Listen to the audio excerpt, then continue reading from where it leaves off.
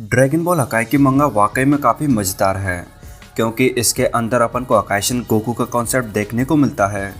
जैसा कि last time omni king ने चंपा को डिस्ट्रॉयर की पोज से हटाकर एक्चुअली में गोकू को यूनिवर्स 6 का न्यू अकाइशन बना दिया था, तो अब गोकू यूनिवर्स 7 को छोड़कर यूनिवर्स 6 में अपने खुद के प्लैनेट पर रहना शुरू करता है और वाइडोस के साथ अपनी स्पेशल ट्रेनिंग के जरिए एक्चुअली में एनर्जी ऑफ डिस्ट्रक्शन को मास्टर करने की कोशिश करता है।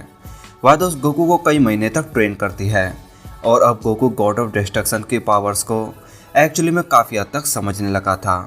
क्योंकि वाइडोस गोकू को कई महीने से नॉन स्टॉप ट्रेन कर रही थी, तो अब वाइडोस गोकू को रेस्ट करने का आइडिया देती है।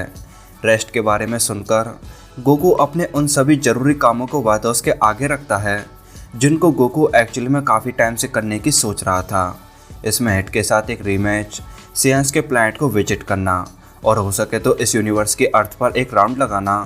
गोकू का हिट के साथ रीमैच का आइडिया सुनकर वाइडोस गोकू को क्लियर करती है कि हिट के साथ बैटल करना टोटली पॉइंटलेस होगा, क्योंकि गोकू अब पहले के मुकाबले बहुत ही ज़्यादा पावरफुल हो गया है।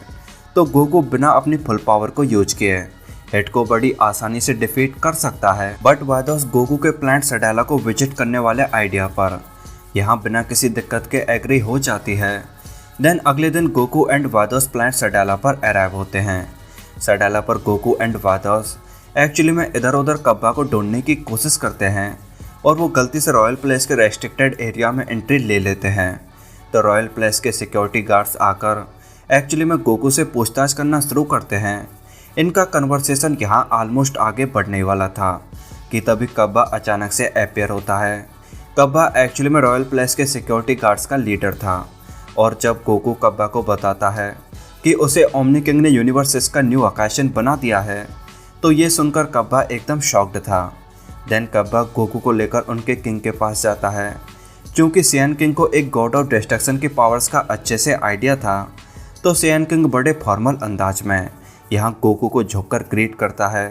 यहाँ सियन किंग के फेस वेजिटा के फेस से एक्चुअली में बहुत ही ज़्यादा मैच करता था।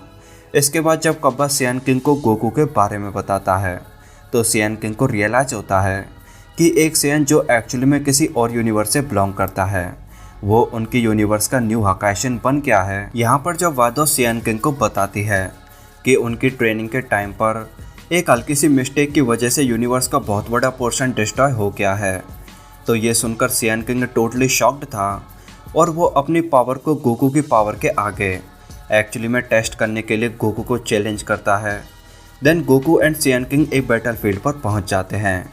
यहाँ पर कब्बा बताता है कि किंग क्रस्टा अपने बचपन से ही सुपर पावरफुल हैं। वो हमारे प्लैनेट के बिना किसी डाउट के स्ट्रॉन्गेस्ट सियन हैं, क्योंकि उन्होंने ड्रैगन बॉल्स के जरिए अपने आप को काफ़ी टाइम पहले इमॉर्टल बना लिया था। तो वो करीब 1000 साल से इस प्लैनेट के किंग हैं। इसके बाद गोकू एंड क्रिस्टा का बैटल स्टार्ट होता है। यहाँ गोकू अपनी बेस फॉर्म में था, तो वहीं क्रिस्टा ने ज़बरदस्त पावर अप किया हुआ था।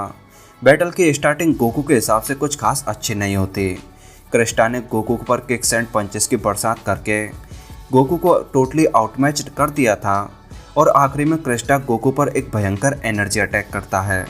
क्रिस्टा को लगा कि बैटल ओवर हो गया है, बट अल्ट्रा इंस्टेंट गोकू इस टाइम क्रिस्टा के जस्ट पीछे खड़ा था।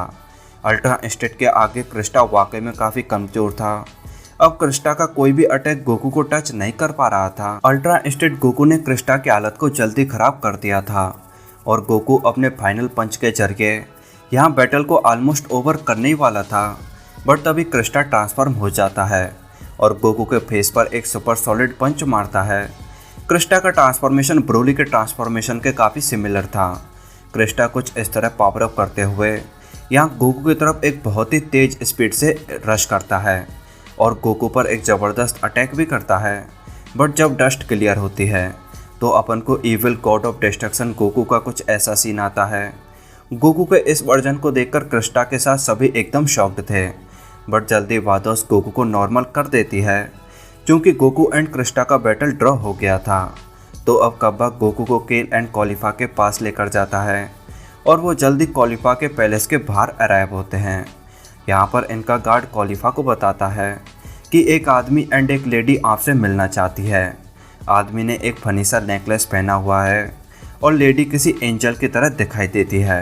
ये सुन के कॉलिफा को काफ़ी हद तक समझ में आ गया था कि ये बिना किसी डाउट के चंपा होगा, बट ये एक्चुअली में गॉड ऑफ डिस्ट्रक्शन गोकू था। गोकू यहाँ केल एंड कॉलिफा को सारा सिनेरियो एक्सप्लेन करता है कि उसे कैसे यूनिवर्सेस का न्यू आकाशन बनाया गया है। देन केल एंड कॉलिफा फ्यूजन डांस के जरिए यहाँ बिना टाइम वेस्ट के एक दूसरे से फ्यूज हो जाती हैं और पावर अप करके अपनी लीजेंडरी फॉर्म के एक्चुअली में लेवल 3 को अचीव कर लेती हैं। गोकू भी बैटल के लिए ऑलमोस्ट रेडी हो रहा था कि तभी वादोस गोकू को हिट करके यहाँ पर उसे अगले मोमेंट में अनकॉन्शियस कर देती है और बताती है कि मिस्टर गोकू ने आज ऑलरेडी बैटल के अंदर अपनी लिमिट को एक बार क्रॉस कर दिया है, तो उनका इस तरह दोबारा बैटल करना किसी के लिए भी ठीक नहीं होगा। इसके बाद वादोस गोकू को लेकर अपने प्लैनेट पर लौट जाती है। तो अब आप गोकू के बारे में क्या सोचते हैं, let me know in comment box.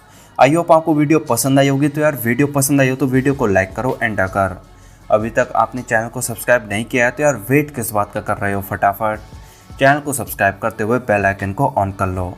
बाकी thank you so much for watching and I will see you in the next dragon ball video. तब तक के लिए गुड बाय।